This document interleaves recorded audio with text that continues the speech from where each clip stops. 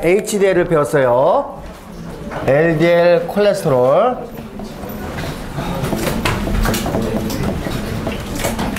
그 다음에 HDL 콜레스테롤.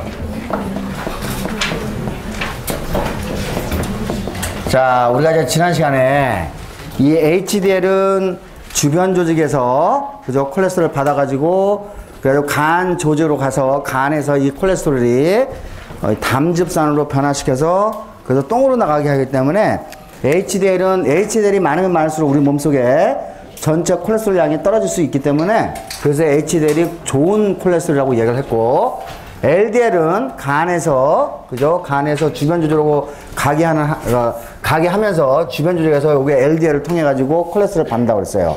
그래서 LDL을 그죠? 주변 조직에 LDL을 받지 못하면은, 그러니까 LDL 수용체가 고장 나 가지고 LDL을 받지 못하면은 고콜레스테롤증이 생기게 되고, 그래서 젊은 나이에 30대 중반, 그러니까 20대 말에서 30대 중반에 그죠? 고콜레스테롤증, 다시 말해서 동맥경화 현상에 의해서 심장마비가 일어나는 경우를 제가 설명해 드렸어요. 다시 말해서 우리가 1980년대에 이 LDL 콜레스테롤 양이 높아지게 되면은 동맥경화가 생기는구나. 특히 동맥경화가 생기는데, 특히 심장으로 가는 혈관이 막히게 되면은, 그죠? 심장으로 혈관이 막히면 이게 심장마비가 일어나는 것을 우리가 이제 알고 있었어요.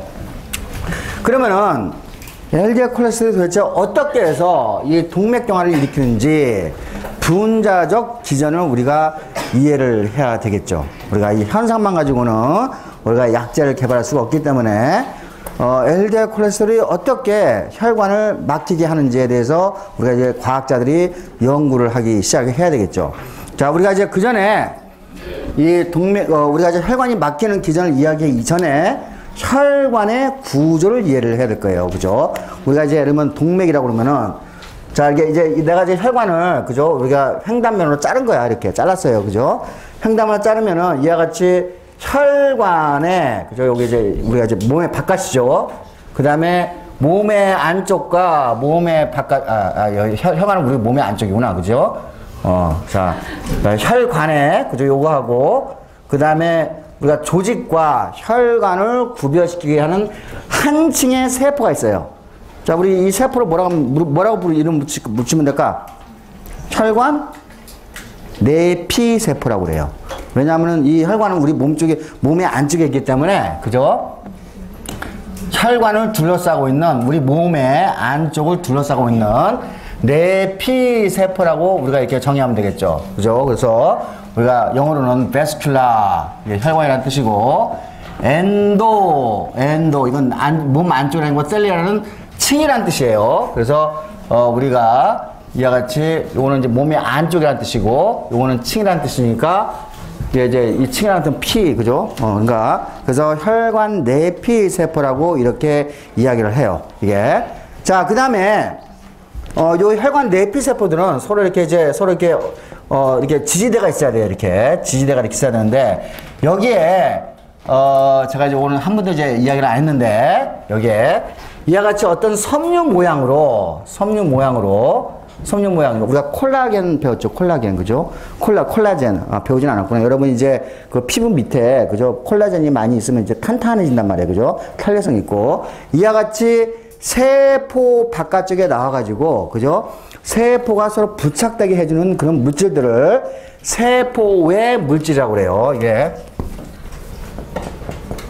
세포외질 이렇게 이야기하는데, 요거는 이제 흔히 말하는 여러분이 잘 알고 있는 콜라겐이라든지 뭐 이제 그냥 콜라겐이라고 이야기합시다. 이제 그러니까 세포와 세포 사이에, 그 세포에서 분비돼 가지고, 그죠? 일종의 섬유 모양으로 뒤엉켜 있으면서 세포의 위치를 결정짓는다든지 세포의 구조를 결정짓게 매우 중요한 세포 바깥쪽에 나와 있는 물질.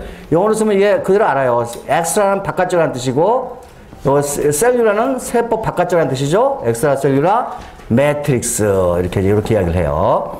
자, 그 다음에 여러분 이제 여기에 제가 여기서는 갇히지 않겠어요. 여기에 이제 이런 세포 외질을 내는 아, 이거는 나중에 이야기합시다. 이거는 여기서는 필요 없어. 그래서 세포 외질 이렇게 있고, 이게 세포 외질 때문에 이 혈관이 탄력성을 유지해야 돼요. 그러니까 왜냐면 혈관은 이와 같이 수축도 되고 이완도 되고 그래야 되겠죠? 그죠? 세포 외질이 없으면은 물렁물렁해져서 안 될 거란 말이야. 그러니까 이와 같이 탄력성을 유지하기 위해서 세포 외질이 존재를 하고, 그 다음에 이제 이 혈관이, 그러니까 수축과 이완이 될 때, 그죠? 이 수축하려면 뭐예요? 어떤 세포들이 수축을 해야 될 거 아니야? 요 세포들은, 그죠? 혈관 내피 세포들은 수축을 못 해요. 그러니까, 요 혈관, 여기 이제 세포 외질 바깥쪽에, 요런 식으로, 매칭에 세포들이 쭉 둘러싸고 있어요. 요렇게. 우리가 이거는 근육세포인데, 우리가 요거를 평활근 세포라고 그래요. 평활근 세포. 그러니까 평활근 세포가 수축되면 어떻게 됐어요? 혈관이 좁아지게 되죠. 평활근 세포가 이렇게 늘어나면은, 그죠? 이완이 되면은 어떻게 돼요? 혈관이, 그죠? 이완이 되겠죠. 혈관이 늘어나겠죠? 여러분이 혈관이 늘어나게 되면 혈압이 올라가요, 떨어져요? 혈압이 떨어지겠죠. 혈관, 만약 평활근 세포가 수축하게 되면은 혈압이 올라가겠죠. 여러분이 이 혈압을 조정하는 것은 결국은 이와 같이, 그죠? 이 혈관이 수축되느냐 이완되느냐에 따라서 결정이 되는데, 그것을 누가 결정된다고? 평활근 세포가 결정을 지어주는 거예요. 그래서 여기에 이제 이와 같이 요거는 혈관 내부가 되겠죠. 혈관이 이렇게 피가 이제 왔다 갔다 하겠죠. 이렇게 혈액이 왔다 갔다 할 거예요. 그래서 이제 이와 같이 혈관은 이와 같이 혈관 내피 세포와 세포 외질은 탄력성을 주는 거예요. 그죠? 그 다음에 평활근 세포 세 개로 구성되는 건 당연히 여러분이 그냥 따라갈 수가 있어요. 그죠? 제가 따라갈 수가 있어요. 그 다음에 이 혈관 안에는, 그러니까 우리가 이제 피 속에는 우리가 여러분의 피를 빨갛게 하는 세포가 뭐죠? 적혈구. 그죠? 적혈구의 역할은 뭐라고 그랬죠? 산소 운반. 그죠? 그 다음에 또 뭐가 있죠? 백혈구라는 거 있죠? 그죠? 백혈구. 그죠? 백혈구는 뭐 하는 거죠? 특히 이제 백혈구가, 우리가 요거는 나중에 백혈구가 우리가 대식세포로 이렇게 전환이 돼요. 대식세포. 이게 백혈구는 여러 종류가 있는데, 자, 그 중에서 이제 이 백혈구 중에서 제가, 단핵구 세포만 이야기를 할게요. 오늘은. 백혈구가 종류가 여러 가지 있는데, 특히 이 백혈구 중에서도 하얗게 생겼기 때문에 백혈구라고 그러는데, 이 단핵구는 핵이 하나밖에 없는 세포란 뜻이에요. 단핵구 세포가 대식세포로 나중에 전환이 돼가지고, 대식세포는 세균이라든지 바이러스 같은 거 훔쳐서 삼켜 먹는 역할을 한다고 그랬어요. 그 다음에 림프구가 있을 테고, 요거는 이제, 림프구도 이제 면역 자궁에 필요한 거죠. 그 다음에 혈소판이 있어가지고, 이거는 이제 혈액 응고에 필요한 거죠. 여러분, 이와 같이 이 혈액 속에는 네 종류의 세포가 이제 왔다 갔다 하면서, 그죠? 이와 같이 여러 가지 기능을 하는데, 산소 운반도 하고, 혈액 응고도 시키고, 면역 반응도 시키죠. 자, 오늘 제가 이제 볼 거는 여기에서 단핵구 세포, 백혈구 중에서도 단핵구 세포만 이야기를 하겠습니다. 자, 그래서 이제 이와 같이 우리가 이제 혈관에 이제 단핵구 세포가 이렇게 돌아다녀. 단핵구 세포가 이제 뭐 이런 식으로 생겼다 합시다. 자, 근데 우리가 어떤 원인인지 잘 모르겠어. 이게 이제 예를 들면 어떤 단핵구 세포도 일종의 면역세포 중 일종의 백혈구, 그죠? 면역세포 일종이죠. 제가 맨 처음에 세균과 바이러스가 우리 몸속에 쳐들어왔을 때, 그거를 맨 처음에 그 세균과 바이러스를 잡아먹는 세포 이름이 뭐라고 그랬죠? 우리가 대식세포라고 그랬죠. 면역 작용을 하는 거예요. 그죠? 그러니까 이게 우리가 전쟁이 났을 때, 그죠? 전쟁이 났을 때 제일 방어망이 뭐라고? 면역 전쟁에서 제일 방어망이 뭐라고 그랬죠? 우리가 대식세포가 제일 방어망이 되는 거예요. 그죠? 그래서 이거는, 그러니까 여기에 예를 들면 어떤 이유인지 모르겠지만, 이건 잘 몰라요. 세상 사람들이, 과학자들이 잘 몰라요. 이쪽에 뭐 이렇게 상처가 난다든지, 혹은 바이러스의 뭐 이렇게 세균의 침입이 일어나면은, 그러면 요 부분에 애가 단핵구 세포가 와가지고 요거를 잡아 먹어야 되겠죠? 그죠? 요 과정을 내가 무슨 반응이라고 그랬죠? 무슨 반응? 불꽃 반응. 인플러메이션. 기억나죠? 그죠? 면역 반응 중에서도 염증 반응이라고 했어요. 그죠? 염증 반응. 인플레임이 뭐라고 그랬죠? 불을 지르다는 뜻이잖아요. 그죠? 인플로메이션, 그 염증 반응이 일어나는데, 자, 우리가 이제 어떤 이유인지는 잘 모르겠지만은 만약에 여기에, 그죠? 여기에 이제 뭐 바이러스가 침공하든지 세균이 침공한다든지 혹은 상처가 났어. 이 부분에 상처가 나가지고 외부 물질이 침몰을 했어. 그죠? 이 부분에.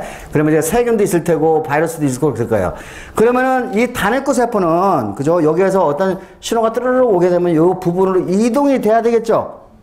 당연하죠? 그죠? 이동이 돼야 될 거예요. 이동이 되는데 이 단핵구 세포는 이제 신호가 딱 오게 되면은 이 단핵구 세포는 일단은 이와 같이 여기에 싹 달라붙어요. 어디에? 혈관 내피세포에 달라붙어요. 그러고 난 다음에 애들이 납작하게 돼가지고 요런 식으로 해가지고 어떻게 돼요? 요 혈관 내피세포와 세포 사이를 통과를 해서 기어가서 요걸 통과를 해가지고 어디로 나오죠? 요런 식으로 이제 이런 식으로, 그죠? 단핵구 세포가, 요거는 이제 영어로 모노사이트라고 그래요. 모노사이트. 단핵구 세포가 어디에서? 혈액에서 어떻게 몸의 안쪽으로 들어오게 되는 거죠. 이해하셨죠? 그죠? 자, 그러면은 요거를 내가 조금 더 과장되게 그릴게요. 여기 이제 여기에 이렇게 세포 외질이 이렇게 굉장히 많아요. 이렇게 세포 외질이 많고 요 밑에 이와 같이 평화근 세포가 이렇게 자리를 잡고 있어요. 이렇게. 그다음에 단핵구 세포는 내가 파란색으로 이제 설명을 할게요. 그래서 단핵구 세포가 이런 식으로 가지고 기어와서 드디어 단핵구 세포가 여기까지 왔어요. 그죠? 그러면 이게 이제 단핵구 세포가 왔죠. 그러면은 자, 이 단핵구 세포는, 그죠? 여기서는 이제 여기에서 상처가 이제 났으니까 여기서 세균이나 바이러스를 잡아먹기 위해서 이 세포가 뭘로 전환이 되게 됐어요? 요 세포는 대식세포로 전환이 돼야 돼요. 이가 세포가 어떤 다른 세포가 그걸 분화한다 그렇게 얘기하는데, 자, 우리가 대식세포로 전환이 되게 되면은 이 대식세포는 여기에 있는 세균이라든지 바이러스 같은 걸 꿀꺽 삼켜 먹겠죠. 그렇죠. 우리가 그거를 그죠? 우리가 파고사이토시스 꿀꺽 삼켜 먹을 거예요. 여기까지는 뭐요? 매우 좋은 반응이죠. 그죠? 우리 몸에 들어오는 침입자를 제거하기 위한 매우 좋은 반응이에요. 그죠? 여러분이 염증 반응이 여러분의 몸을 괴롭히지만은 실제로 염증 반응의 근본적인 이유는 뭐예요? 뭐 하는 거라고? 지금? 적군과 싸우고 있는 거예요. 패토젠, 그죠? 여러 가지 병혈균과 싸우는 과정이 염증 반응이에요. 맞아요? 그죠? 여기까지는 우리가 면역 반응에서 매우 중요한 염증 반응을 보고 있는 거야. 그죠? 염증 반응이에요. 자. 그런데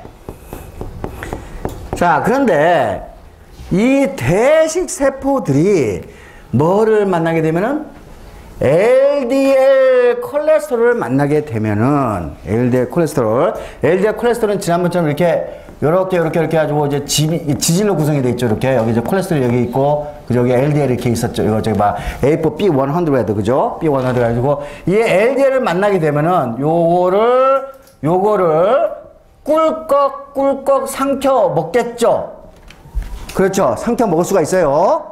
알겠죠? 그죠? 우리가 이 LDL을 삼켜 먹는 세포들 배웠잖아요. LDL 수용체를 통해 가지고 삼켜 먹듯이 여기는 이제 LDL 수용체는 아니지만 또 다른 수용체인 다른 걸 통해 가지고 LDL하고 만나 가지고 이걸 꾹꾹 삼켜 먹어요.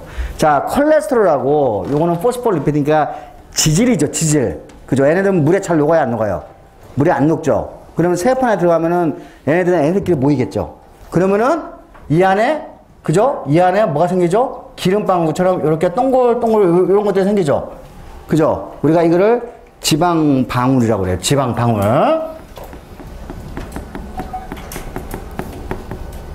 그죠? 리피드 지질방울이라고 해요. 지질방울. 리피드 드럼릿이라고 그러죠. 리피드 드럼릿이 생겨요.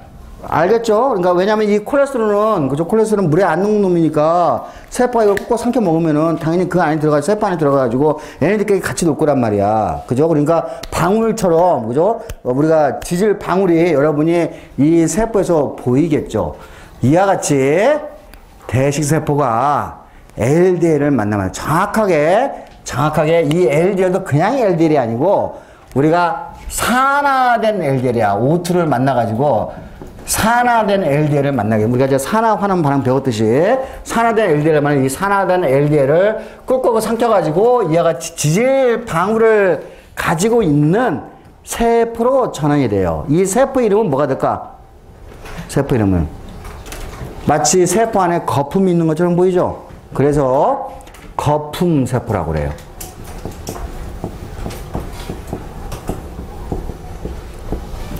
자, 그러니까 다시 봅시다. 자, 우리가 이제 이 혈관이 그죠? 우리가 아주 이제 우리가 정상적인 과정에서 우리 몸에 외부 침입자가 오게 되면은 우리가 여기까지는 외부 침입자를 방어하기 위한 매우 중요한 반응이에요. 그죠? 염증 반응은. 그래서 우리가 외부 침입자 다 했는데 이 대직세포가 이와 같이 LDL, 특히 그 중에서도, 그죠? 산화된 LDL을 만나게 되면은 요거를 삼켜 먹어. 삼켜 먹으면은 어떻게 해서 요게 어떻게 무슨 세포로 변하죠? 폼셀로 변하게 되는 거예요. 거품세포로. 그러면은 이제 여기서 거품세포가 이제 만들어졌다고, 이제 거품세포가 만들어졌어요. 이렇게. 이 거품세포는 자, 얘네들 스스로가 뭐를 내냐면은 어떤 물질을 내는데, 화학물질을 내요. 화학물질을 내는데, 우리가, 화학물질은, 키모는 화학물질이라는 뜻이야. 키모. 그 다음에, 우리가, 어트랙턴트라고 그래요. 우리가, 여러분이, 그죠? 우리가, 남자, 여자가 이렇게 매혹적이면은 그걸 우리가 뭐라고 그러지? 어트랙티브하다고 이야기하죠. 매혹적이라고 그러죠. 그러니까 이게 말 그대로 화학물질인데 무엇을, 그죠? 꼬신다는 뜻이지. 그죠? 꼬신다는, 이거 매혹적인, 그러니까 뭐를 꼬신다는 얘기죠. 그래서 우리 이런 물질들을 그러니까 이게 뭐냐면은 여기에 지금 단핵구 세포들이 이렇게 이제 존재를 하고 있었단 말이에요. 그죠? 단핵구 세포들이 존재했는데 얘네들이 어떤 물질을 방출하는데 얘네들은 확산이 돼가지고 이렇게 가가지고 이 단핵구 세포를 이쪽으로 끌어오게 하는 거예요. 알겠죠? 끌어오게 하는 거예요. 이해했어요?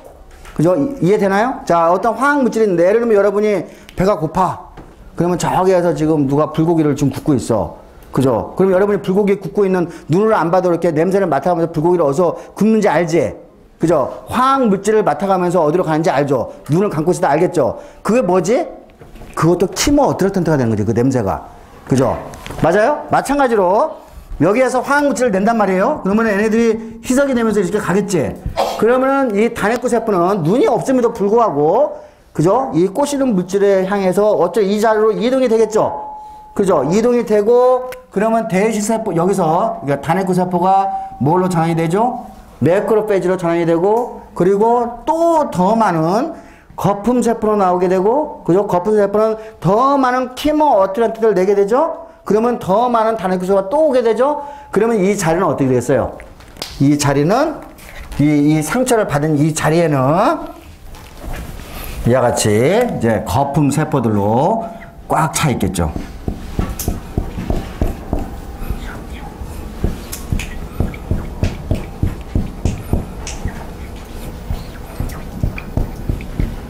어디에? 세포 외질과 어디에? 이와 같이 세포 외질과 여기에 평활근 사이에, 그죠? 평활근 사이에 이 거품 세포들이 여기에 가득 차게 되겠죠. 이해했어요? 자, 여기서 끝나는 게 아니에요. 또 이놈아는, 자, 이제 이놈 아까 얘기했지만 요거는 키모 어트랙턴트를 내 가지고 더 많은, 그죠? 더 많은, 일종의 꼬시는 물질이라고 써요. 그죠? 더 많은 단핵구 세포를 끌어오고, 그래서 이와 같이 여기에 이 평활근과 혈관 내피 세포에 요 거품 세포들로 꽉 채우게 되겠죠. 꽉 채우게 되고, 그 다음에 또 요 거품 세포는 또 다른 물질을 여기서 내가 요거는 또 다른 말로 키모카인이라고 그래요. 그냥 외웁시다, 요거는. 그죠? 또 다른 말로 키모카인이라고 하는데. 자, 또 다른 물질을 내는데, 요번에는, 일종의 그로스 팩터를 내게 돼요. 요거는 성장인자야. 그러니까, 요 물질, 아까 이제 요 물질들은 이와 같이 어떠한 세포를 A라는 장소에서 B로 끌어오는데 필요한 거고, 요 물질은 어떠한 세포에 작동해서 그거를, 그죠? 세포 분열을 시켜서 성장시키게 하는 물질이라는 뜻이에요.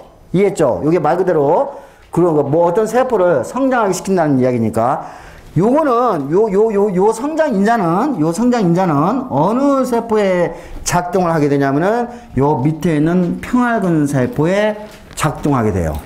그죠? 그럼 평활근 세포는 이 성장 인자에 대한 수용체를 갖고, 그러면 여기서 이 평활근 세포가 세포 분열을 하기 시작하겠죠. 그죠? 세포 분열을 하는데, 지금 이 몸의 안쪽은 모든 세포들로 꽉 차 있단 말이에요. 그죠? 근데 우리가 지금 비어있는 공간이 어디죠? 유일하게? 여기가 비어있죠. 그러니까 평활근 세포가 자라면서, 자라겠죠, 계속 자라겠죠? 자라면서 어디로 침범하게 되죠? 이 공간을 침범하겠죠? 이해했어요? 자, 그러니까, 다시 그리면은, 우리가 이와 같은 구조를 볼 수 있게 되는 거죠. 그러니까, 나중에 이제, 여기까지 혈관 내부세포가 이렇게 존재를 하고, 혈관 내부세포가 이렇게 존재하고, 그죠? 혈관 내부세포가 존재하고, 그 다음에 여기에는 뭐예요? 여기에는 거품세포들이 꽉 차 있을 거란 말이에요. 그죠?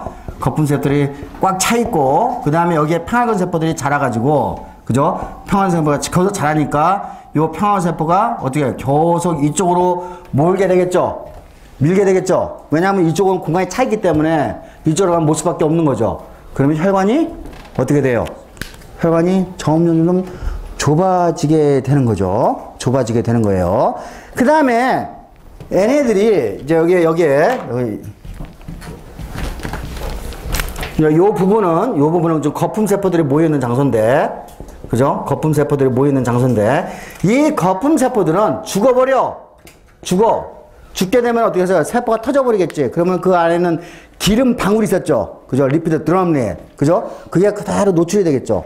그죠? 그러니까 콜레스테롤하고 기름과 포스포리피드로 구성이 되어 있는 기름들이 여기에 껴있게 되는 거죠. 노란색의 콜레스테롤 기름이 여기 끼게 되는 거예요. 그러다가 이제 요게 이제 혈관이 좁아지게 되면은 혈액이 막 바쁘게 굉장히 빠르게 흘러가면서 요 부분이 쉽게 손상이 될 수 있겠죠. 우리가 그러니까 넓게 있으면 손상이 안 되지만 이렇게 좁게 있으면 혈액이 굉장히 빨리 가면서 이 부분을 손상시키겠죠. 그죠? 손상시키게 되면은 예를 들면은 요 부분이, 그죠? 엔도텔 여기 이제 그 혈관 내피 세포가, 그죠? 이렇게 좀 손상이 되면은 그러면 어떻게 했어요? 이게 일종의 상처가 난 것처럼 되는 거죠. 그죠? 피가 바깥으로 나가게 되는 거죠. 그죠? 그리고 게다가 여기에 지금 뭐가 있었죠? 세포 외질이 존재했었죠. 세포 외질. 내가 여기서 세포 외질 중에 특히 콜라겐이 존재했었네요. 콜라겐이라고 하지만 콜라겐이라고 그럴게요. 여러분이 이제 예를 들면은 내가 이제 어떤 운동을 하다가 넘어졌을 때 이렇게 이제 슬라이딩 해가지고 무릎이 이제 다쳤어. 무릎이 다치면 거기에서 피가 나오겠지. 그러면 피가 나오는데 그 피가 나오는 혈관이 그 혈액이, 그죠? 그 적혈구라든지, 그죠? 여러 가지 혈소판들이 여기에 모여가지고 이 콜라겐에 노출이 되기 시작하면은 아까 혈소판들이 이렇게 생겼거든요. 혈소판 아까 뵀어요. 혈소판들이 여기에 모이게 돼요. 모이게 되면서 어떻게 돼요? 적혈구와 같이 작동해서 뭘 만들죠? 우리가 혈액을 응고시켜요. 그죠? 우리가 이걸 그냥 피딱지라고 합시다. 전문 용어 안 쓸게요. 그죠? 그 피딱지가 어떻게 됐어요? 여기에 이제 형성이 되겠죠? 그죠? 그러니까 아까 요거는 우리가 왜냐면 여기 혈관 내부에는 콜라겐이 노출이 안 돼 있죠? 그죠? 이때는 괜찮아요. 근데 여기에서 이제 막 혈액이 굉장히 빠르게 막 흘러가면서, 그죠? 여기에 혈관 내부 세포가 틈이 벌어지게 되고, 그러면은 여기에 있는 세포 외질이 여기에 있는, 그죠? 혈소판하고 만나게 되죠. 그죠? 그러니까 혈소판과, 그죠? 콜라겐이 만나게 되면은, 요거는 이제 아까 뭐였죠? 세포 외질의 일종이라고 했어요. 세포 외질의 일종인데, 콜라겐이 만나게 되면은 혈소판하고 적혈구하고 같이 만나가지고 뭘 만든다고? 피딱지를 만든다고 했죠? 그죠? 혈액 응고가 되는 거예요. 블러드 클러팅, 혈액 응고가 시작이 되는 거예요. 그런데 여기 피딱지가 만들어지는데 여기까지 가지고 이제 이걸 봉쇄를 하면 이제 피가 더 이상 안 나오겠죠. 그런데 이게 얘네들이 워낙 빠르게 흘러가죠. 그죠? 게다가 이 피딱지가 또 많이 만들어지게 되면은 어떻게 해서 이거 막혀버리겠지.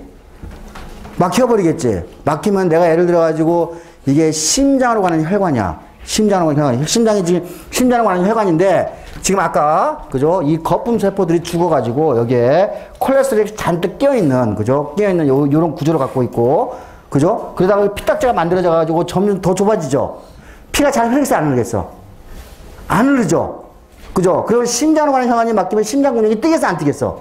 심장 근육에 O2도 공급이 한다고 포장도 공급이 안 되죠. 그럼 심장 근육이 죽겠죠. 그죠? 심장 근육이 죽으면 그게 뭐지? 심장마비가 되는 거예요. 맞아요? 심장마비가 되는 거야. 또 하나, 이게 만약에 이제 뇌로 가는, 이게 목동맥이라고 해요. 뇌로 가는 혈관이야. 그래가지고 이제 아주 가느다란 곳에 이 얘네들이 피딱지들이, 흐르게 되면 피딱지들이 분리가 되겠지, 이렇게. 그죠? 분리가 되겠죠? 그럼 이 피딱지들이 우리 몸속을 쫙 다니다가 뇌로 가는 아주 자그마한 혈관을 쫙 막을 수가 있겠죠? 그러면은 피딱지를 거기다 딱 막는 순간에 왜냐면 이게 지름이 작으면 작을수록 피가 더 빨리 흘러가야 될 거란 말이야. 더 빨리 흘러가니까 이 힘 때문에 이 혈관이 찢어지겠죠. 이해했어요? 찢어지면 뇌로 가는 혈관이 찢어지게 되는 거죠. 그러면 뇌 조직으로 피가 스며들어가면서 더 이상 그죠? 우리가 충분한 O2하고 포도당을 공급을 못 받겠죠. 맞아요? 그러면 어떻게 했어요? 뇌세포가 죽게 되는 질환. 그게 뭐라고? 뇌졸중. 다 같은 원리예요, 그죠? 어디에서 온 거죠? 다 산화된 LD에서 이 일이 시작이 되는 거예요. 이해하셨죠? 그렇죠? 자, 다시 한번 이제 정리해 봅시다. 우리가 이제 예를 들면 과학자들은 이런 것들을 연구를 잘 하면은, 예를 들면은 내가 이 거품세포가, 대주세포가 산화된 LDL을 못 먹게 만드는 약을 만들면 되겠지. 그죠? 그러니까 산화된 LDL에 먹기 위해서 여기 수용체가 이렇게 있을 거란 말이야. 그죠? 산화된 LDL하고 결합하는 수용체. 산화된 LDL 수용체가 있을 거란 말이야. 그죠? 이 수용체를 억제시키는 약을 개발하면은, 그러면 어떻게, 거품세포 안 만들어지겠죠? 그럼 거품세포 안 만들어지면 우리가 긍정적인 의미의, 그죠? 염증 반응으로만 끝낼 수가 있겠죠? 그죠? 예를 들면은, 내가 여기서 뭐가 나온다 했지? 키모 어트랙턴트가 나온다 그랬죠? 여기를 억제시키는, 이 키모 어트랙턴트를 억제시키는 약을 개발하면은 더 이상 뭐가 안 만들어지지? 거품세포가 안 만들어지죠? 또 예를 들면은 내가 여기에 성장인자가 나오는데 성장인자를 억제하는 약제를 개발하면은 여기에 평활근이 안 자라겠지? 그러니까 이 단계 하나하나가 전부 다 과학자의 눈에는 뭘로 보이지? 블록버스트 드럭을 개발할 수 있는, 그죠? 그런 눈으로 보이게 되는 거죠. 그래서 실제로 우리가 이게 동맥경화, 예를 들면은 여기 피딱지가 생겼어. 피딱지, 그죠? 그러면은 이제 이게 예를 들면 동맥경화 걸린 사람 같은 경우는 이제 아마 우리 몸속에 피딱지가 많이 돌아다니겠죠. 그죠? 그러면 여러분이 이제 뇌졸중에 딱 걸리면은 이게 맨 처음에 병원 가서 하는 일이 뭐냐면은 피딱지를 제거하는 약을 써야 돼. 그렇죠. 그래야지 다른 또 조직도 멀쩡하겠죠. 그죠. 피딱지가 다른 뇌 부분을 또 막으면 안 되니까. 그러니까 우리가 피딱지를 제거하는 약이 뭐냐면은 그냥 TPA라는, 그죠. 요거 이제 단백질이 있는데 요거를 주사하면 우리가 피딱지를 제거를 할 수 있어요. 예를 들면은 아스피린 있죠. 아스피린. 그죠? 아스피린. 이 아스피린은 그러니까 이걸 이제 피딱지를 혈전이라고 하거든요. 혈전. 그죠? 혈전. 이 아스피린은 혈전 용해제예요. 그죠? 용해제. 그러니까 혈전을 녹이게 하는, 그러니까 다시 말해서 우리 몸속에 피딱지가 돌아다니지 않도록, 그죠? 혈전을 다 녹여가지고 피딱지가 돌아다니지 않도록 하는 약이 뭐라고? 아스피린이에요. 그죠? 그러면은 우리가 이와 같이 동맥경화 환자라든지, 그죠? 우리가 혹은 고콜레스테롤 환자, 왜냐면 고콜레스테롤 환자는 우리가 이와 같이 이런 현상을 동맥경화가 될 수 있으니까, 고콜레스테롤 환자한테 아스피린을 제공을 해주면은 심장병을 막을 수가 있겠어, 없겠어요? 예방할 수가 있죠. 그래서 여러분이, 그죠? 아스피린은 뭐 거의 만병통치약으로 쓰이는 것 같아 요즘에는. 예. 가장 싼 약이야 이거 버드나무 껍데기에서 나온 약. 이거는 절대로 이 버드나무 껍질 나왔다고 해서 우리처럼 뭐 동의보감에서 그 힌트를 얻은 게 아니에요, 그죠? 과학자들이 이제 연구해가지고 만든 건데, 이 아스피린을 그러니까 이 아스피린은 거의 그러니까 심장병이라든지 여러 가지 질환에 매우 좋은 역할이 있다고 하는 것이 알려져 있어요. 자, 그래서 제가 이렇게 장황하게 설명을 했지만은 우리가 LDL로부터 혈관이 막히는 과정, 동맥경화가 가는 과정까지를 우리가 설명을 하면서 이 과정을 통해서 과학자들이 또 다른, 그죠? 동맥경화 억제제를 찾아서, 그죠? 우리가 금광을 하나 찾으려고 노력을 하고 있죠. 자, 우리나라 과학자들도 이 동맥경화에 대해서 많은 연구를 지금 하고 있어요. 예. 그래서 실제로 저런 걸 연구해가지고 지금 우리가 인간을 대상으로 해가지고 약을 시험도 많이 하고 있고 우리가 이제 지금 이렇게 진행이 되고 있는 거죠. 자, 예를 들면은 제가 요 이야기 할게요. 자, 어떤 분이 지금 이제 심장이 아프면은 아프면 뭘 해야지? 요거를 뚫어줘야 될 거 아니야. 요거를 다시 펴줘야 되겠지. 그걸 뭐래? 우리가 심장으로 하는 혈관이 막혀가지고 심장이 아픈 사람은, 그죠? 심장이 아픈 사람은 우리가 협심증 환자라고 그래요. 협심증 환자. 그래서 협심증 환자 같은 경우는 심장이 자꾸 이제 신호가 가면은 우리가 이제 그 심장 혈관을 이렇게 볼 수 있는 방법이 있어요. 조영술이라는 방법을 가지고 보면은 이쪽에 이제 가나다진 걸 알아요. 그러면은 우리가 여기에다가 뭐예요? 이렇게 요거를 이렇게 피게 하는, 그죠? 장치를 쫙 넣게 되면은 여기에 펴지겠죠. 풍선 같은 걸 집어넣어요. 이렇게 풍선 같은 거를. 그러면 이게 쫙 펴지겠죠. 그죠? 그러면 이제 우리가 나이가 든 사람들 같은 경우는 여기에 심장 혈관에 우리가 이제 저런 그 파편들이, 그죠? 요 풍선 같은 파편들이 몇 개가 막 들어가 있겠죠. 다 수명을 연장시키는 매우 좋은 방법이 되겠죠. 그렇죠? 자, 그래서 이제 오늘은, 그죠? 우리가 이와 같이 기본적인, 그죠? 우리가 아주 기초 과학으로부터 시작해가지고 우리가 실제로 우리가 뇌졸중과 심장마비를 치유할 수 있는 약까지 어떻게 갈 수 있는가를, 그리고 수술 방법까지도 우리가 설명을 했어요. 자, 질문 있나요? 여기까지? 질문 없어요? 다 이해했나? 자, 그래서 우리가 이제 심장, 요거 동맥경화는 여기까지 하고,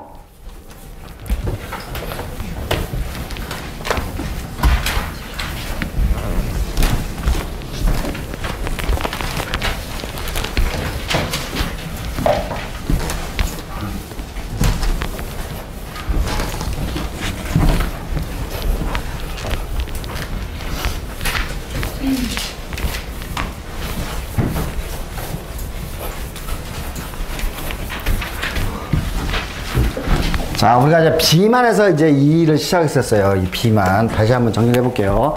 비만이 되면은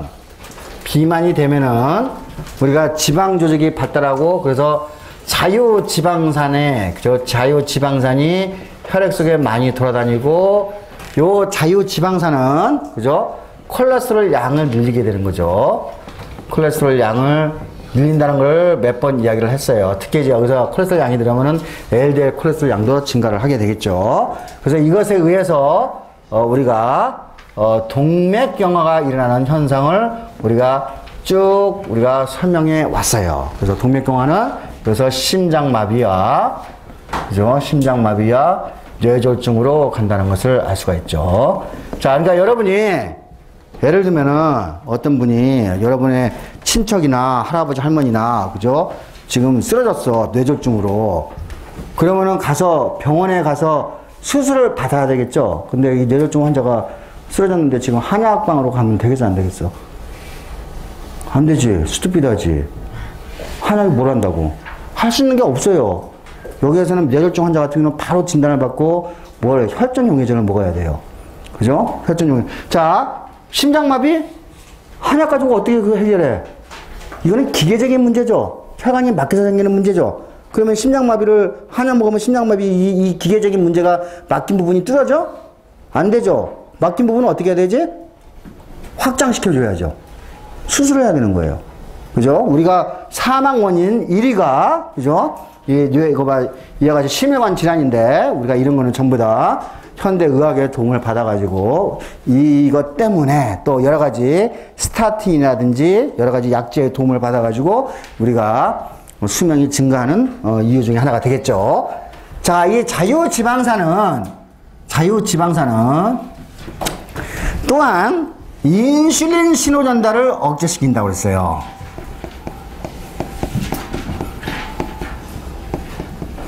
그죠? 인슐린이 신호 전달이 잘 가면은 요게 당뇨병이 안 일어나거든요. 당뇨병이. 다시 말해서 요거는 내가 마이너스는 뭐라고 그랬지? 마이너스가 마이너스 곱하면 플러스가 되죠. 그러니까 자유지방산은 당뇨병을 일으키게 되는 거죠. 그죠? 자, 그러니까 뭐예요, 이게? 이 모든 일들이 당뇨병과 이 동맥경화는 모든 일이 지금 어디에서 오는 거야? 비만에서부터 시작이 되는 거예요. 비만에서부터. 자, 우리가 이제 오늘 이제 나머지 시간은 우리가 인슐린, 그죠? 당뇨병에 대해서 자세하게 설명해 드리겠습니다.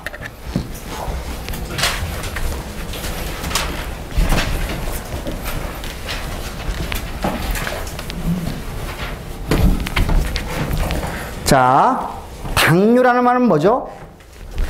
당뇨. 오줌에 포도당이 있다는 뜻이죠. 그죠? 오줌에 포도당이 있다는 얘기예요. 오줌에, 포도당은 지금 우리가 모든 세포들이 에너지에 필요한, 그죠? 우리가 ATP라는 에너지를 만들기 위해서 필요한 아주 필수, 그죠? 탄수화물인데, 그게 오줌으로 나가니까, 오줌을 좀 나가면은, 비만 안 일어나고 좋을 것 같은데? 어떨 것 같아? 여러분이 먹은 족족 그냥 다 오줌으로 나가면은, 에너지가 계속 바깥으로 나가니까 살 안 찌고 좋잖아. 근데 당뇨병 환자들, 뭐예요? 목숨이 위험하죠. 왜 그럴까? 자, 한번 생각해봐요. 우리가 먹은 족족, 우리가 먹는 게 왜냐면 세상에서 가장 큰 즐거움 중에 하나가 뭐지? 자는 거, 먹는 거, 그잖아요. 그죠? 먹는 건데, 예를 들면 로마 시대 때는 먹고 오버하이트하고 왜냐하면 이 먹는 게 즐거움이 있기 때문에 그런 짓을 했죠. 그죠? 그러니까 이 먹는 즐거움이 굉장히 즐거운데, 문제는 많이 먹으면은 이제 우리가 살찌고 아까 이제 그런 현상이 되는데, 오줌으로 에너지가 나가? 대박이잖아, 이거. 아니야?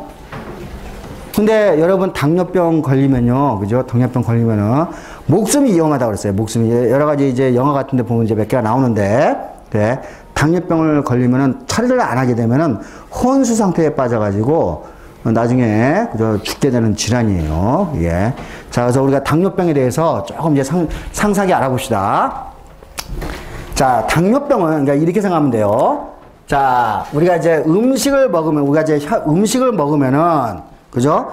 우리가 소장에서 우리가 탄수화물을 받아가지고 간으로 가요. 그러면은 간으로 가는데 그거를 먼저 간에다가 먹은 음식물을 저장해야 되겠죠. 그죠? 또 더 남은 거는 어디야? 지방에다가 저장을 해야 되겠죠? 그죠? 우리가 탄수화물이라는 것은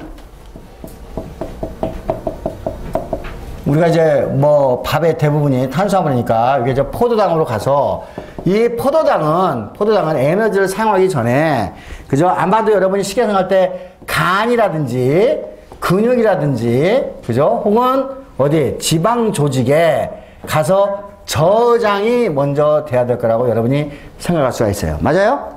자, 우리가 그걸 저장시키는 호르몬이 뭐냐면은 인슐린이라는 호르몬이에요. 인슐린. 그죠? 인슐린. 그죠? 그러니까 인슐린이라는 호르몬은 그죠? 우리 피 속에 포도당의 농도가 높아지게 되면은 췌장, 그죠? 팬크레아스.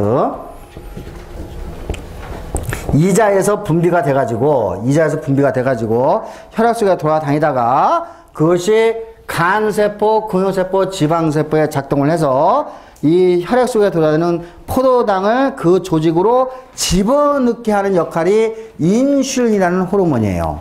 만약에 인슐린이라는 호르몬이 없으면은 포도당이 혈액 속에서 계속 높은 농도로 유지가 되겠죠. 맞아요? 자, 포도당의 농도는 우리가 혈액 속에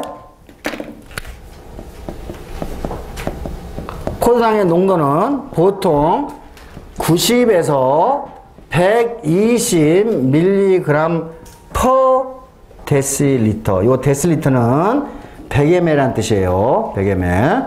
그게 그러니까 우리가 혈액 100ml당 90에서 120mg 정도의 농도를 정상적인 사람은 유지를 하고 있어요. 만약에 어떤 사람이 지금 굶었어. 그래서 굶어가지고 포당 농도가 떨어져. 우리가 포당 농도가, 혈액 속의 포당 농도가 떨어지는 사람을 저혈당이라고 그러죠.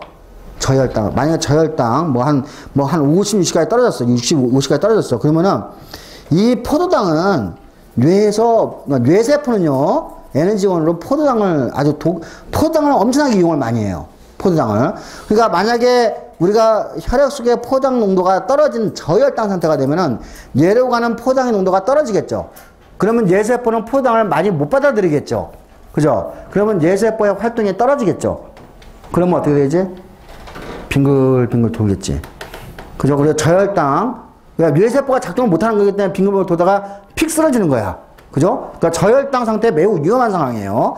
그죠? 그래서 우리 몸은 항상 이와 같이 90에서 120mg의 혈당을, 우리가 혈당이 높아지는 거, 고혈당 상태는 또 이제 나중에 인슐린이 없을 때 고혈당 상태가 되겠죠. 나중에 이제 그게 어떻게 쇼크까지 가는지 이제 나중에 살펴보겠어요. 그래서 여러 가지 이유 때문에 저혈당도 위험하고, 저혈당 왜 위험하다고 했지? 뇌로 가는 포도당이 공급하면 되는 뇌세포가 작동을 멈추기 때문에 위험해요. 그죠? 그 다음에 고혈당은 나중에 이제 아주 자세하게 설명을 할 거예요. 고혈당은 우리가 뇌가 제대로 작동하지 못하게 하는, 호흡이 안 되고 뇌가 제대로 작동이 안 되는 상태가 될 거예요. 예. 그래서 이 포당의 농도는 이와 같이 90에서 120mg per 데시리터로 유지를 해야 돼요.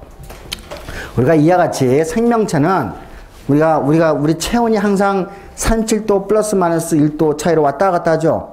정확하게 37.5도가 아니죠. 왔다 갔다 하는 거예요. 그죠? 예를 들면 우리가 포당의 농도도 정확하게 100mg per 데시리터가 아니에요. 90에서 120 이게 변동이 좀 있는 거죠. 아주 정확하지는 않지만 매우 비슷한 양으로 유지가 되는 것을 우리가 호미오스테이시스라고 해요. 요거를 이제 우리나라 말로 항상성이라고 하는데, 그죠? 이 호미오라는 뜻은 same이라는 뜻이 아니고, 정확하게 요게 같은 농도가 아니라 요거는 similar라는 뜻이에요. similar. 그죠? similar. 그러니까 비슷한 농도, 그죠? 90에서 120, 그죠? 비슷한 농도를 우리가 혈액 속에서 밥을 먹을 때나 밥을 굶을 때나, 그죠? 90에서 120에서 플럭추에이션 하면서 이 농도를 유지하고 있는 항상성을 가지고 있어요. 예. 자, 그러면 이제 항상성을 유지하는데, 우리가 포도당에 고혈당인 경우에는, 밥을 먹으면 이제 고혈당이 될 거란 말이야. 그러면 인슐린이라는 호르몬이 작동해서, 그죠? 인슐린이라는 호르몬이 작동해서 우리가 이 포도당을 조직으로, 간, 지방, 근육 조직으로 집어넣고, 만약에 저혈당인 경우에는, 여기까지는 우리가 배울 필요는 없는데, 글루카곤이라는 호르몬에 의해서 간에서 포도당을 잔뜩 만들어가지고, 그죠? 이거는 이제 글루카곤은 이제 간에서 포도당을 만들게 해가지고, 포도당이 간에 나와서 혈당량을 올리게 하는 거예요. 그래서 이와 같이 두 개의 호르몬이 작동을 하게 되는 거예요. 예. 자, 인슐린 봅시다. 인슐린은 우리가 여기 이자라고 그러는데, 이자. 요 이자는 이제 그 간 밑에 있는 건데, 요 이자는 원래 소화효소를 만드는 장소야. 소화효소. 그죠? 그러니까, 자, 우리가 소화효소를 만들어가지고 창자에다가, 작은 창자에 넣어주니까 이 소화효소는 우리 몸의 바깥으로 나가, 안으로 나가? 소화효소는. 우리 창자의 내강은 우리 몸의 바깥이 안쪽이야. 바깥쪽이죠? 그죠? 그러니까 여기에서 이자는 소화효소를 만들어가지고, 그죠? 우리 몸의 창자에, 그죠? 그러니까 우리가 바깥쪽이니까, 이 소화효소를 만드는 요거를 우리가 내분비, 그죠? 외분비, 그죠? 외분비 세포라고 그래요. 그러니까 다시 말해서 이자세포는 여기서 이자세포들이 대부분은 여기서 이제 여기서 이제 소화효소를 만들어 가지고 여기 이제 구멍 통해 가지고 창자로 요와 같이 소화효소를 내는 거예요. 이렇게. 그래서 이러한 소화효소를 내는 거는 우리가 외분비 세포라고 그러고, 이 전체 이자의 아주 1% 많이 요렇게 이제 여기에서 아주 적은 양의 세포, 요거는 이제 여기 혈관이야, 혈관으로 인슐린과 글루카곤을 넣게 돼요. 그러니까 혈관은 우리 몸의 안쪽이야, 바깥쪽이야? 안쪽이죠. 그래서 우리가 이 안쪽으로 우리가 인슐린하고 글루카곤을 내기 때문에 우리가 이거를 내분비 세포라고 그래요. 자, 요거는 대부분은 외분비 세포야. 췌장의 대부분은 다 외분비 세포야. 그 중에 일부분만이, 아주 일부분, 1%만이 이렇게 동떨어져 가지고 1%만이 인슐린하고 글루카곤을 내요. 요거는 마치 외분비 세포에 떠 있는 섬처럼 보이죠? 맞아요? 그래서 이거를 이제 랑게르 한스라는 사람이 발견해서 이걸 랑게르 한스 섬 그렇게 이야기하는데, 자, 이거 내가 왜 이해를 하냐면은 여기에서 이 이자세포의 내분비세포에서 나오는 호르몬의 이름이 인슐린과 글루카곤인데, 인슐린이라는 이름은 섬에서 나오는 이름이에요. 섬. 여러분, 혹시 여기 로마인 이야기 읽어본 사람 있어? 한번 손 들어봐요. 로마인 이야기. 한번 손 들어봐요. 로마인 이야기 읽어본 사람. 없어요? 로마인 이야기 4편이 뭐지? 4편. 카이사르 나오잖아. 카이사르가 태어난 장소를 이제 설명을 하는데, 거기에 이제 저기 평민들이 사는, 그죠? 그 시장 같은 곳인데, 거기에 부자들이 사는 곳에 이렇게, 이게 뭐예요? 아이솔레이션 돼 있어요. 그래서 그거를 인슐라라고 그래요. 인슐라. 그 지역을, 인슐라. 요게, 인슐라가 무슨 뜻이냐면, 이게 로마어로 아일랜드라는 뜻이에요. 예. 그러니까 뭐예요? 아, 이게 인슐린은, 그죠? 얘같이 섬이라는 단어에서 나온 거예요. 이게 모양으로부터 인슐린이라는 호르몬 이름이 나온 거란 이야기예요. 일부러 그래서 이야기를 한 거예요. 자, 이 인슐린은 우리 몸 속의 포도당을, 그죠? 우리 몸의 세 가지 기관 꼭 기억하셔야 돼요. 근육, 지방세포로 집어넣는 역할을 하게 되는 거예요. 그러면 인슐린이 많이 분비가 되면은 혈당량이 올라가 떨어지죠. 그죠? 그래서 인슐린이 어떻게 혈당량을 떨어뜨리는지 한번 신호 전달을 한번 살펴보죠.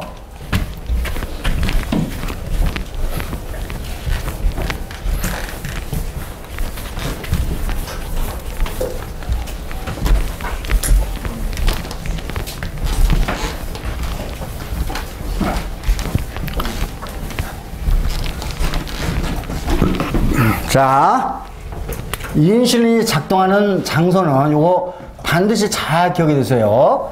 첫 번째 어디? 간. 두 번째 근육. 세 번째 지방 조직이에요. 다 조직이라고 붙여야 돼요. 간 조직, 근육 조직, 지방 조직.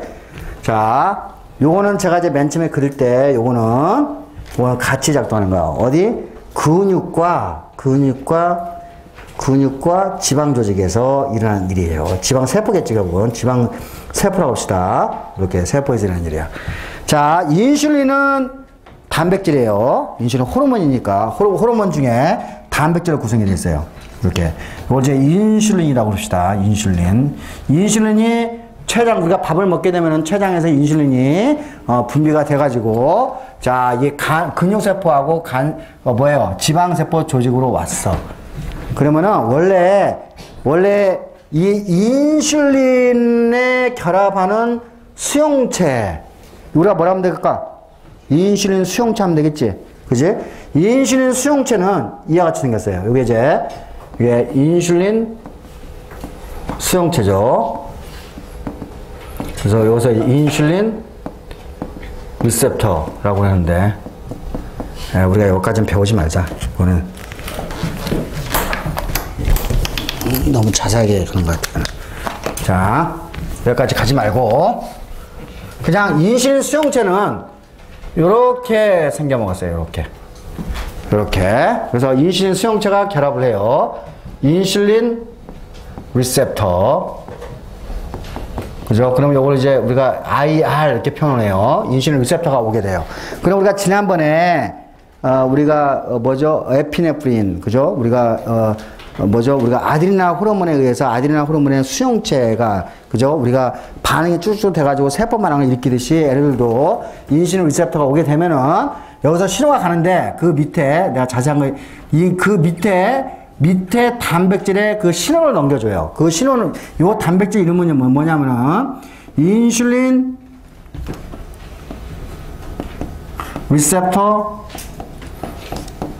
서브셋이라는 이제 단백질인데, 예, 단백질인데, 요게 이제 IRS라고 이렇게 표현할게요. IRS. 자, 그러면은, 복잡하게 안 갈게요. 그러면은, 이것도 이미 충분히 복잡한가? 충분히 복잡한가? 자, 그러면은, 자, 우리가 이제, 야, 인슐린이 지금 근육세포하고 지방세포에 와서, 그러면 인슐린 수용체와 결합하고, 그 다음에 그 인슐린 수용체에 의해서, IRS라는 단백질이 활성화가 되기 시작해요. 그러면 활성화가 딱 되면은, 뚜루룩 활성화가 돼가지고, 한쪽은, 그죠? 이게 세포 반응을 일으키는 데 갈 거예요. 세포 반응이면 뭐가 될까? 여러 가지 세포를 증식시킨다든지 그런 반응으로 가게 될 거예요. 한쪽은 또 반응이 뚜루룩 가가지고, 뭐가 되냐면, 지금 뭐냐면 요거는 이제 글루코스를 세포 안쪽으로 집어넣어야 되는데 그걸 설명을 내가 아직 안 했단 말이야.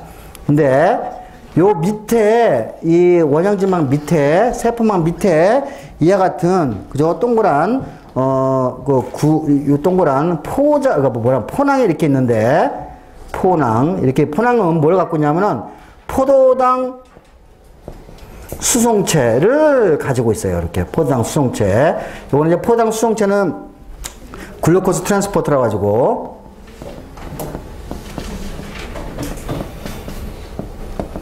그래, 이게 이제 1번부터 한 10번까지 쭉 있는데, 그래서 요거를 이렇게 가지고, 4라고 그래요. 예, 글루4라고 그러는, 이게 수송체가 갖고 있는데, 지금 원형지막에 이 포당 수송체가 있어, 없어요, 현재? 없죠? 그러면 지금 현재, 이게 이제 인슐린이 오기 전이야.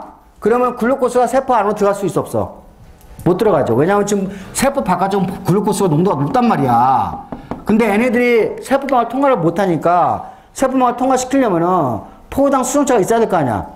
그죠? 그러니까 지금 이 상태는 지금 준비가 안 돼 있는 거야. 그런데, 자, 여기에서 인슐린이 오게 되면은, 여기서 신호가 뚜루룩 가가지고, 자, 요 포당 수송체를 갖고 있는, 그죠? 요거하고, 예를 들면은, 요런 식으로, 포당 수송체, 글루4죠, 이게. 글루4를 가지고 있는 놈이, 그러니까 요거하고 원형지막하고 융합이 되는 거예요. 융합이 되면 어떻게 되죠? 요거 세포 바깥쪽에 되는 거죠. 그죠? 그럼 포당 수송체를 통해서 포도당이, 그러니까 다시 말해서 포당 수송체가 요 원형지막으로 오게 되는 거죠. 그러면 포도당이 안으로 들어가기 시작하는 거죠. 자, 이해했어요? 이해했어요? 자, 다시 한번 설명할게요. 자, 원래, 근육세포하고 지방세포는, 근육세포와 지방세포는 이 원형질막 밑에 조그만한 낭이 이렇게 있어요. 그죠? 우리가, 예, 베스클이라고 합시다. 소낭이라고 그러는데, 베스클이 있는데, 그죠? 이 베스클의 막에 뭐가 있죠? 포도당 수송체 4가 있는 거야. 영어로 하면은 글루코스 트랜스포터가 글루4라고 하는 거야. 근데 지금 얘네들은 인슐린이 오기 전에는, 그죠? 얘네들이 포도당하고 못 만나? 못 만나지. 포도당이 안으로 들어올 수 있어? 못 들어와? 못 들어오죠.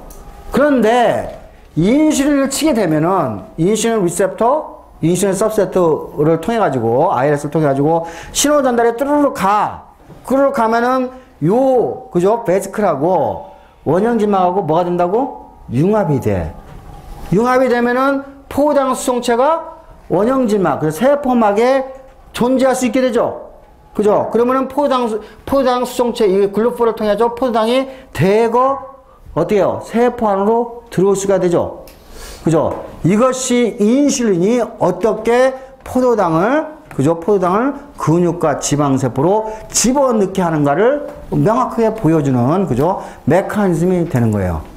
이해하셨죠? 우리 이제 과학자들은 이 과정을 매우 소상히 잘 알고 있어요. 매우 소상히. 그래서 이제 예를 들면은, 어떤 사람이 요게 인슐린 IRS 고장났다. 고장나면은 인슐린에 반응을 해, 안 해? 반응 못하겠지. 만약에 어떤 사람이 IR에 고장이 났다. 반응해서 못하겠어요. 못하겠죠. 신호 전달이 문제가 되면은 어떻게 되는 거죠? 인슐린에 의해서 포도당이 세포안으로 못 들어오게 되는 그런 상황이 만들어질 수가 있어요. 이따가 나중에 배울 거예요. 또 하나 이제 이번에는 간세포를 봅시다. 그러니까 간세포하고 간세포는 이제 또 다른 방법으로 가요.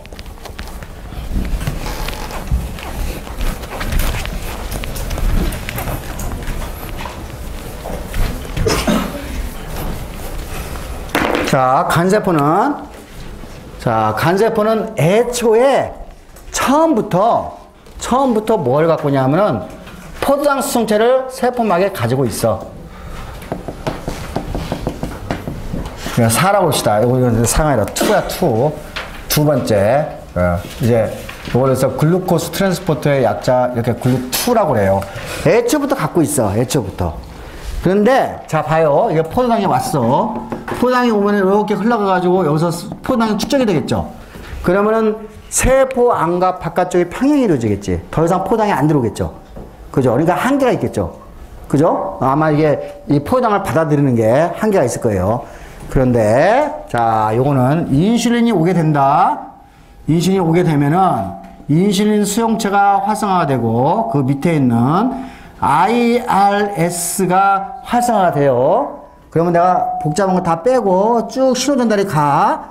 그러면 이때 여기에서 요게 글루코스가 안으로 들어오죠. 글루코스가 안으로 들어오면 요게 평에서 요거하고 농도가 같아질 때까지 들어올 텐데 요거를 글루코스 뭐 그냥 글루코스의 6번째 위치에 그러니까 글루코스의 모양을 좀 바꾼 거야. 글루코스에다가 인산기를 하나 더 붙인 거야.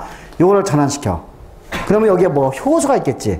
요 효소를 요게 이제 육탄당에다가 그냥 외웁시다. 그냥 육탄당에다가 우리가 인산기를 붙이는 효소다 해가지고 헥소카네즈라고 하는데 요 헥소카네즈를 활성화시키는 거야. 그러면 이 효소를 활성화시키면은 글루코스 6포스페트가 되죠. 그죠? 그러면은 글루코스 양이 떨어지겠지. 자, 이게 만약에 없을 때는 글루코스로 계속 남아있죠. 그러면 이게 평형이 이래가지고 별로 안 들어오죠. 그죠? 근데 글루코스에서 글루코스 6포스페이트로 전환시키는 효소가 활성화가 되면은 어떻게 되죠? 활성화되면은 글루코스 양이 떨어지게 되지. 그러면 농도 기울기가 더 가파르게 되죠. 그러면 여기가 글루코스가 더 많이 들어오게 되는 거죠. 두 가지 방법이에요. 그죠? 두 가지 방법. 그래서 이와 같이 인슐린에 의해 가지고 간에서는 이와 같은 방법으로 그죠? 글루코스가 세포 안으로 들어가게 되고 근육과 지방세포에서는 아까 글루4를 이용해서 들어가게 되는 방법이에요. 자, 우리가 정확하게 이 기전은 우리가 과학자들이 엄청난 연구를 해서 거의 다 뭐 물론 이제 몇 가지 이제 비어 있는 구멍도 물론 있지만은 대부분은 다 이해를 하고 있어요. 예. 자, 그러면 마찬가지예요. 자, 첫 번째. 인슐린이 없으면은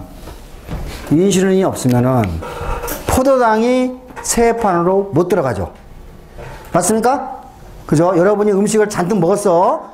그러면은 포도당이 지금 간으로 들어가야 되는데 인슐린이 없으면 포도당이 간으로 못 들어가지. 그죠? 그리고 근육으로 못 들어가죠. 지방으로 못 들어가지. 그러면 혈액 속에 포도당의 농도가 올라가게 되죠. 그죠? 그걸 고혈당이라고 그래. 인슐린이 없으면은 고혈당이 일어나요. 고혈당. 고혈당은 혈액에 당의 농도가 높은 거를 우리가 이제 고혈당이 일어나는데, 자, 아까 했지만 고혈당이 일어나면은 에너지가 빠지니까 우리가 비만을 치료할 수 있는 매우 좋은 방법인데, 그렇지 않을 거라고 내가 이야기했죠. 왜 그럴까? 그거 매우 중요하게 여러분이 잘 이해를 하셔야 돼요. 자, 인슐린이 없을 때, 이거는 불행하게도 그죠? 어린아이들이 때때로 췌장세포가 공격을 당해서, 뭐에 의해서? 면역 반응에 의해서 자기 췌장세포를 공격을 해요. 그러니까 우리가 여러분이 아토피 같은 거 아시죠? 그죠? 아토피라든지 우리가 피부질환 같은 거 보면은 대부분 자기가 갖고 있는 면역 시스템이 자기 몸을 공격해서 일어난 일들이죠. 그죠? 우리가 관절염이라든지 이런 것도 그죠? 루마티스 관절염이라든지